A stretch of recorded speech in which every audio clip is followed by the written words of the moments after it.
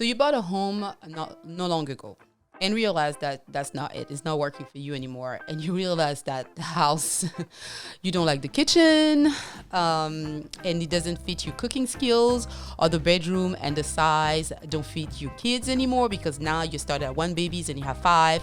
And you realize in order for you to stay married, you absolutely need that bathroom with a double sink, right? Because you're tired of sharing your space with him. Pretty much, you also don't like the amenities in the community, or you don't like your neighbor. Well, guess what? Yes, you can buy your home while you still own one. But the question is how, right? So the first things you will need to do is to be sure you can qualify to purchase a new home. You will do the same thing you do the first time when you buy your home. You go contact a lender, and then the lender will review your financial information, so they're going to look at your income. Make sure you make enough income. They're going to check your debt. They'll check your debt to income ratio. You can really truly afford 2 mortgages in the same time. They're going to look at your credit report, your credit score, and also how much money do you have to put down into a new home, and also to put for your closing costs, because when you buy a house, the closing cost never goes away. Okay? So that's the first things.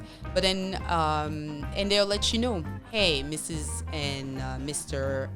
Buyer, in order for you to qualify for this home, you probably will need to sell your home, or you can rent it, because most likely where most people fall into, they can not always afford 2 mortgages going on at the same time. So and they will let you know. So now you can either put it for rent.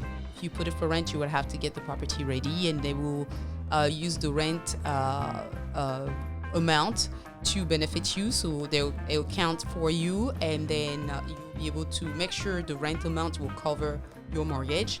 And then you can put the property on the market and find someone. But you have to make sure that the deposit check, in order for you to close into the new home, the deposit needs to be in your account. Even if the tenant, for example, you find the tenant's supposed to move in May 1st. And then you're trying to close on your property somewhere in April, but the deposit check needs to be in your account. And you will have to show that to the lender before you close, that you really have a signed lease agreement with a deposit check in your account, and then they will approve your loan. And then you have to make sure the property is ready for tenant, right? So when you live in a home, there are certain things you will not care for. When you have a tenant, I have a whole list, to help all my clients to prepare to welcome a tenant. So you have to make sure all the smoke detector are together. It's better to have tile on your floor if you can. Improve the property for the tenant versus having carpet. But there's a whole list, and this is a whole new podcast, but we can talk about it. Just give me a call. And then, or you can sell the property, and then maybe you want to sell it and cash out, and then be able to use the money from the profit that you get from your current home and put it into your new home, and then come with a better look. Maybe if you sell the property and you have enough equity in there, you can put 20% into your next home and try to have a lower monthly payment, especially now with the interest rate being very high. And in that case, if you decide to sell your home, you still will have to get it ready for the market, right? So make sure to consult with your real estate professional, so he can let you know some of the things you should or should not do to get the home ready to place it on the market to sell. Most owners right now have over $25,000 equity into their home. So most likely you do, especially if you bought the house at least 2-3 years ago, unless you bought it in a new community where, the home value in Houston area go a little bit faster in a newer community than older established neighborhood. You should have a little bit of equity, but the average nationwide, the people have about $25,000 equity in their home.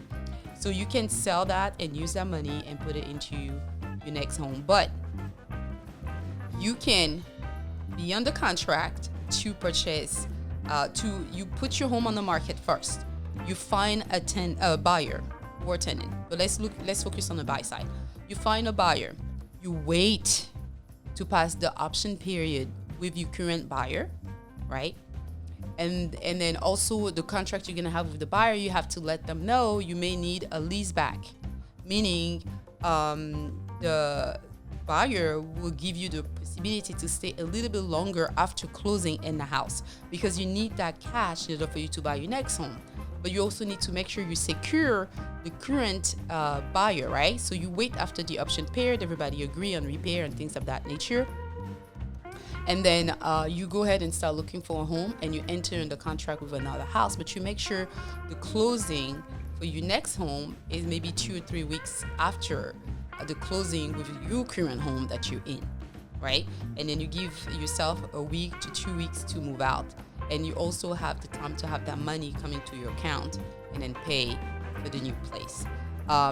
It sounds kind of crazy as I'm talking about it right now, but it's very feasible. I've helped a lot of buyers doing that.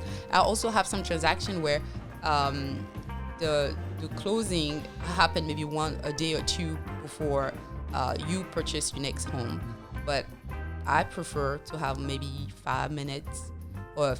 I prefer to have maybe 5 days to 7 days in between, just in case your current buyer, you have to expand.